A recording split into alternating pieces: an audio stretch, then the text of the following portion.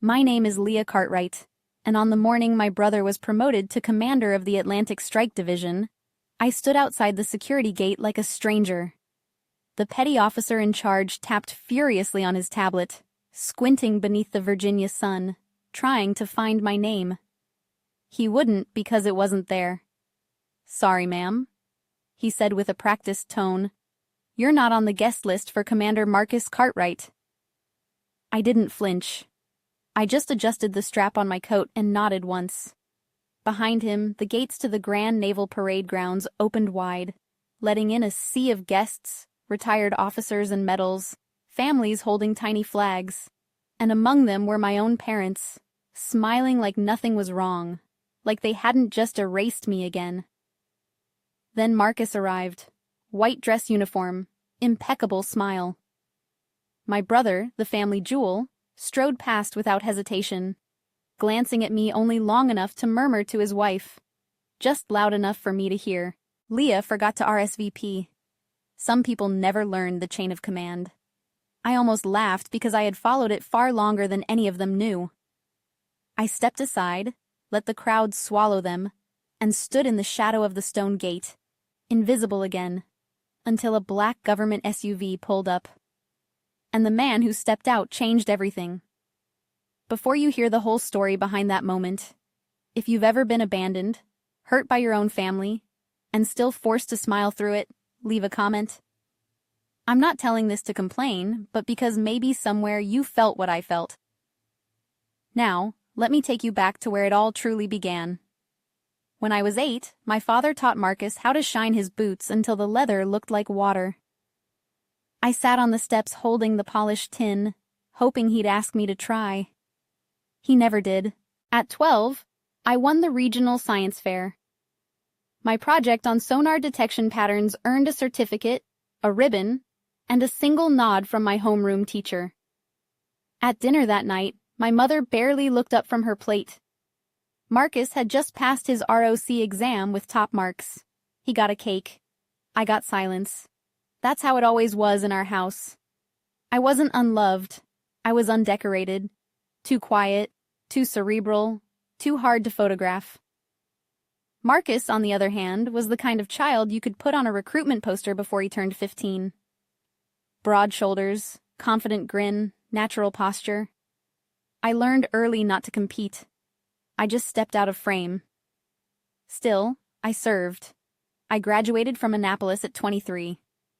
Quietly, I went into intelligence instead of command. Not flashy, but necessary. I specialized in asymmetric warfare, counter-infiltration modeling, and ironically, narrative suppression. While Marcus climbed through the visible ranks, I disappeared behind unmarked doors and classified seals. They thought I'd left the Navy. That was the part that stung the most. Not that they ignored me, but that they assumed I'd quit. That I lacked what it took. Not once in 10 years had my father asked where I was stationed. Not once had Marcus reached out after hearing I transferred to the Pentagon.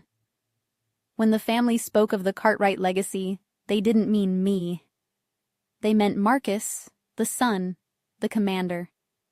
And yet, when orders needed rewriting, when a task force went dark in the Gulf, when command centers scrambled at Erie 200, the calls didn't go to Marcus. They went to me. But no one at that parade ground knew that. Not yet. So I stood by the gate, coat buttoned, silver bars hidden beneath civilian gray, and watched as my family walked past me like I was just another spectator. The petty officer gave me a look, apologetic, unsure, and offered me a clipboard. "Maybe if you check in under another name." I smiled politely. That won't be necessary because that was the moment the black SUV rolled to a stop beside us. It didn't rush. It didn't need to.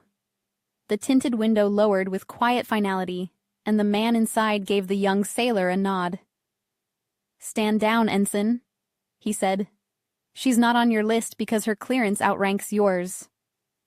Then he stepped out. Admiral Rayburn, steel-haired, sharp-eyed, wearing the kind of silence that quieted entire rooms. He looked directly at me and extended his hand, not in greeting, but in respect. "Admiral Cartwright," he said, voice low and level. "We were starting to think you'd skip your brother's big day."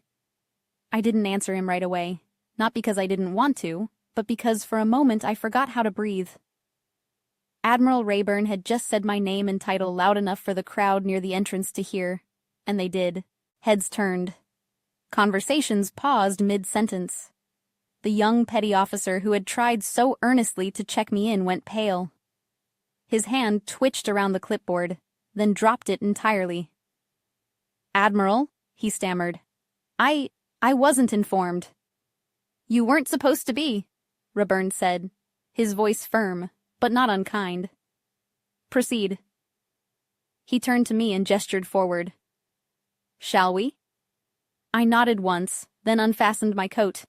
The cool spring air brushed against my uniform, revealing the deep navy of formal dress and the twin stars on either shoulder gun. Gasps rippled through the front of the procession. I didn't flinch. I let the fabric fall back just enough to catch the sunlight. Rayburn fell into step beside me, and we crossed the threshold together. On the other side of the gate, it was like stepping onto a stage. Rows of crisp white chairs flanked a polished walkway. Military brass mingled with retired dignitaries. A photographer turned instinctively when he saw us, then lowered his camera just as fast when he recognized the stars. Not Marcus's stars, mine. I could feel the weight of my parents' gaze before I saw them. My mother, pristine in a cream blazer, her pearls perfectly matched to her soft pink lipstick, blinked twice before her posture stiffened.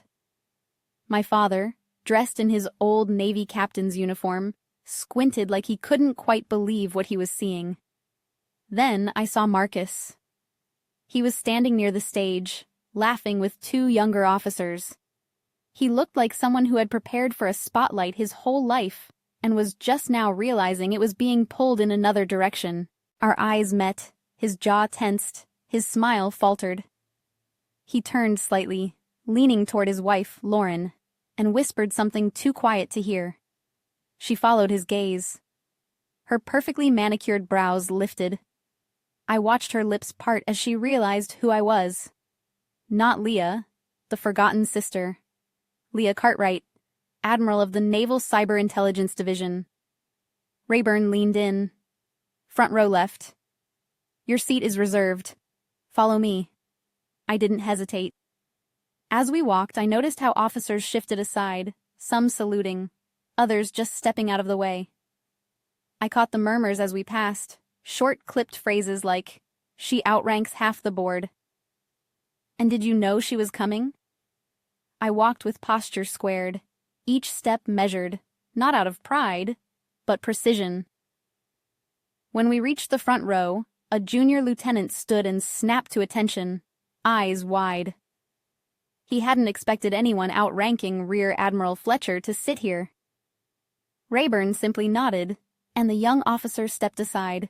I sat, not in defiance, not in rebellion, but in full, earned authority. And as I settled into the seat, shoulders back, eyes forward, the band struck the first note of the national anthem. I didn't look back, because for the first time they would have to look at me. The ceremony unfolded with all the precision of a naval chronograph. Opening remarks, flag presentations, acknowledgments from high command. I heard it all, but none of it truly registered. My attention drifted, not to the program, but to the subtle currents shifting around me. From the corner of my eye, I caught Marcus glancing over, not often, just enough to confirm I was still there. His posture was perfect, but his jaw flexed every few minutes, a micro-adjustment he couldn't control. A tic I remembered from childhood. He always clenched his teeth when something didn't go according to script. And this was never in the script. When the time came, his name rang through the courtyard like a bell. Commander Marcus Cartwright, front and center. The crowd applauded, polite and proud. He rose, uniform sharp, shoulders back. every inch the officer they had expected him to be. He accepted his commendation from Vice Admiral Nash, shook hands, saluted, all textbook. Then came the speech. He stepped to the podium, cleared his throat, and smiled, not quite as easily as he had earlier. "I'm honored," he began, "to accept this promotion on behalf of every mentor, peer, and leader who believed in the chain of command and the responsibility it carries." Applause. He thanked his unit, his superiors, and his peers. Then his tone softened. "And of course, I owe everything to the people who shaped me long before the Navy ever did." The family segment. "I want to thank my wife, Lauren, for standing by me through every posting and deployment, for keeping our home grounded when I was thousands of miles away." Polite laughter, a few nods. "My mother, Eleanor Cartwright, who taught me that discipline and grace are not opposites, but companions." She smiled, ever composed. "And my father, Captain Thomas Cartwright, whose leadership taught me the difference between power and purpose." He paused. Then the kind of pause that stretched longer than it should. Silence crept in. He looked up, and for the first time his eyes locked on mine. It lasted less than a second, but in that flicker of recognition, I saw everything. The confusion, the tension, the rewiring of his entire internal order. And then he looked away, swallowed. "For everyone who has served before me and alongside me," he continued, forcing the words out with an audible shift. "Thank you for your service, your example, and your sacrifice." There it was. No mention of me. Not a name, not a title. Just that brittle silence again, now dressed in ceremonial ribbons. But I didn't need his speech, because my name had already arrived long before he opened his mouth. And when he stepped off that podium, the applause was beautiful. But it wasn't just for him anymore. After the ceremony, the crowd spilled onto the reception lawn like champagne foam. Bright, noisy, a bit oversweet. Families posed in clusters. Photographers snapped away. Brass plates clinked softly on linen-covered tables. I remained near the perimeter, not hiding, but observing. Old habit. Besides, I was waiting. I knew he'd come, and he did. Marcus approached alone. No fanfare, no camera-ready grin, just a man walking toward a question he didn't know how to form. He stopped 2 steps away. The look on his face was tight, like someone realizing he's been reading the wrong script for years. "Admiral Cartwright," he said. I returned his nod. "Commander." He tried to smile, but it faltered halfway. "I didn't know," he said, quiet but edged. "No one told me." "You were still in service," I offered. "Still relevant, still existing." His jaw tightened. "I thought you left after Annapolis." "No one. You never said anything." I held his gaze. "You never asked." He looked away, hands sliding into the pockets of his dress blues. "You could have told us. Would it have mattered?" He didn't answer. I took a breath. Not angry, just clear. "You had a version of me that worked for you. Quiet civilian background, easy to manage. I let you keep it. That was my mistake." He blinked. I continued, softer now. "You wanted the spotlight." I didn't. But don't mistake silence for absence. Something shifted then. Not big, not cinematic, just a flicker. His mouth opened like he was about to argue, but nothing came. Instead, he asked, "Why today? Why now?"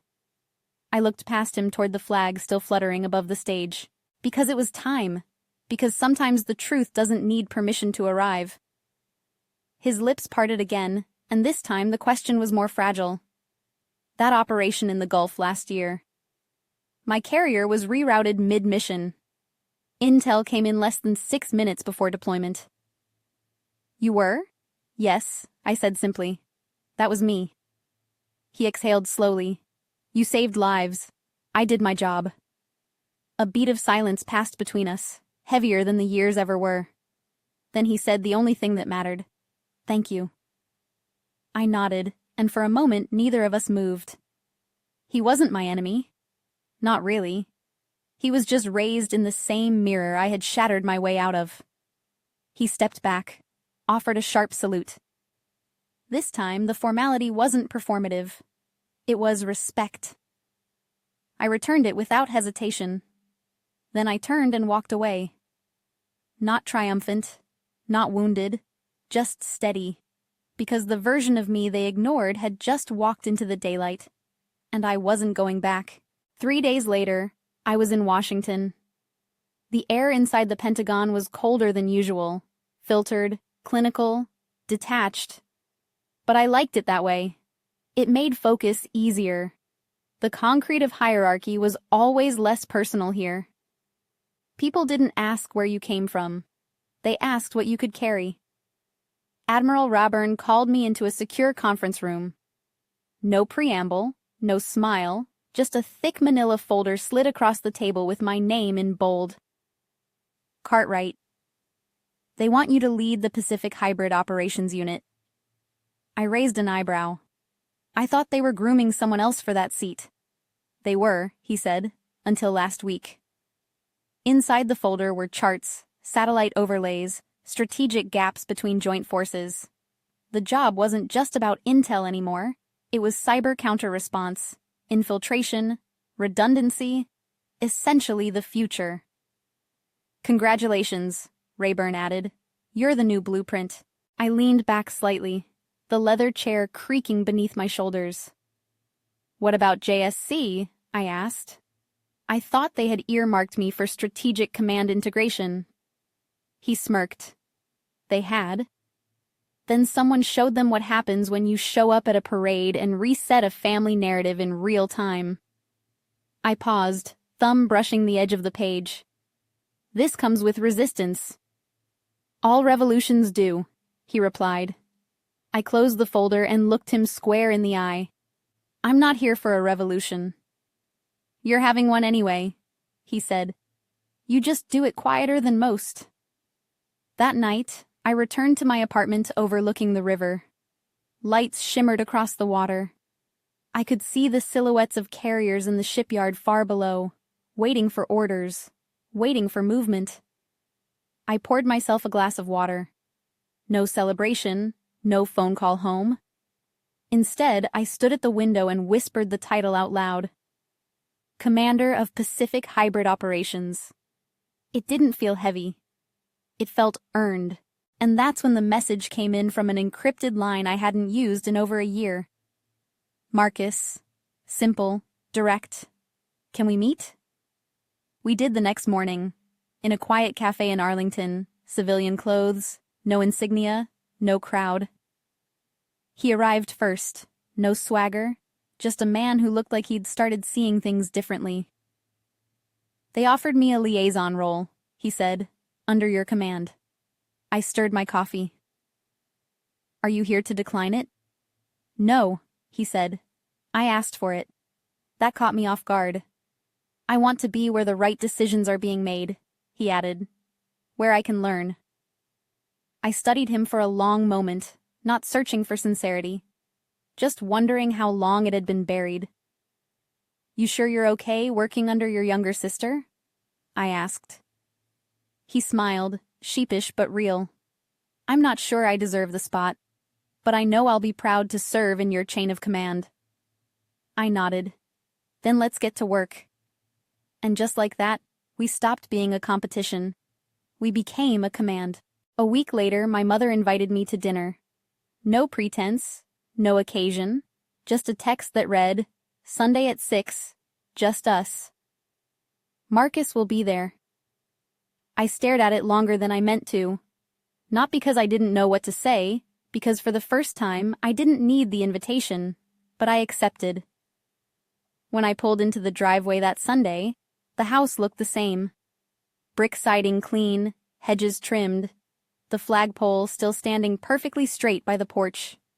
But something was different. Maybe it was me. Marcus answered the door. No uniform this time.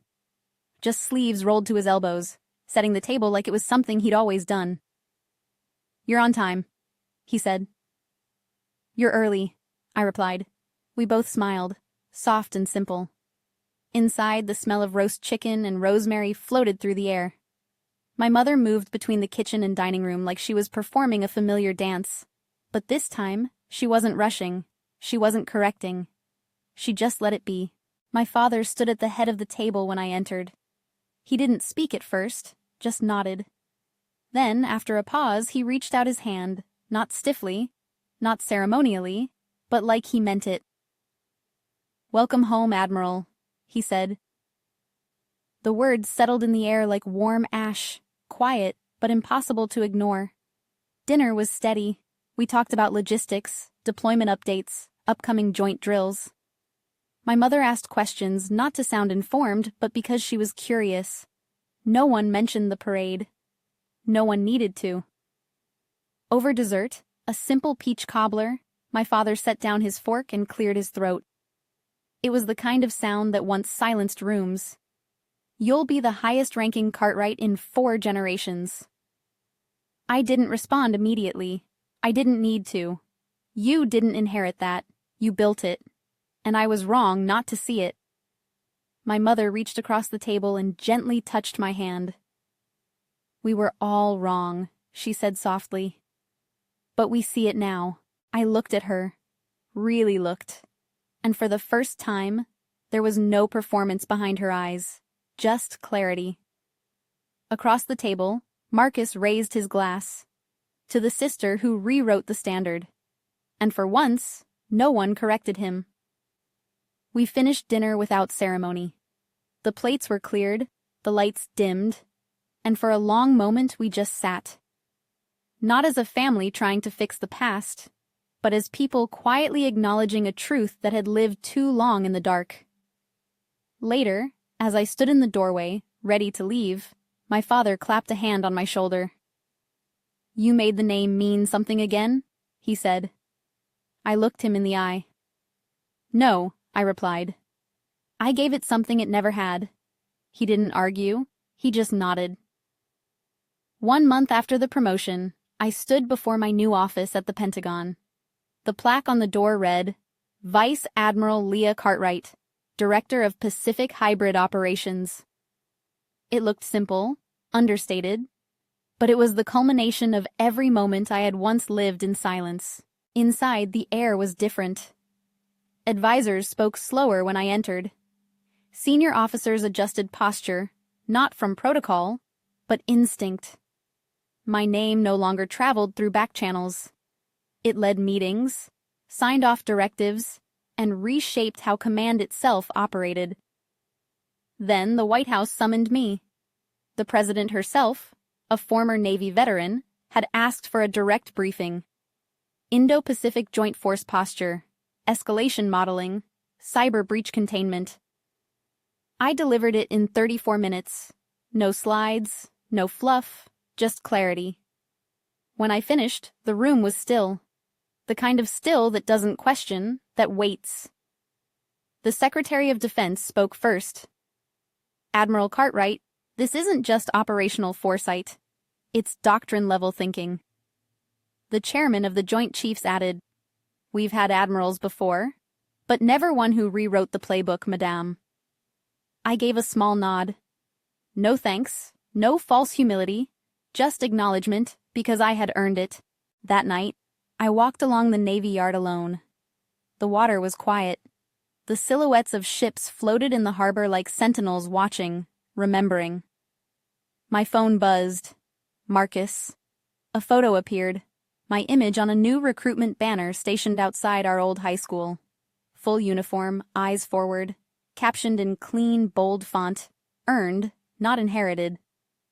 Then his message followed. "They're quoting you now, Leah, everywhere. You're not just a story, you're a signal." I stood there for a long time watching the reflection of the ship lights shimmer across the pavement. Then I replied, "Then let's make sure the signal leads somewhere worth following." Because in the end, I hadn't fought for a seat at their table. I had built a new one and left the door open. Not for them, but for whoever came next.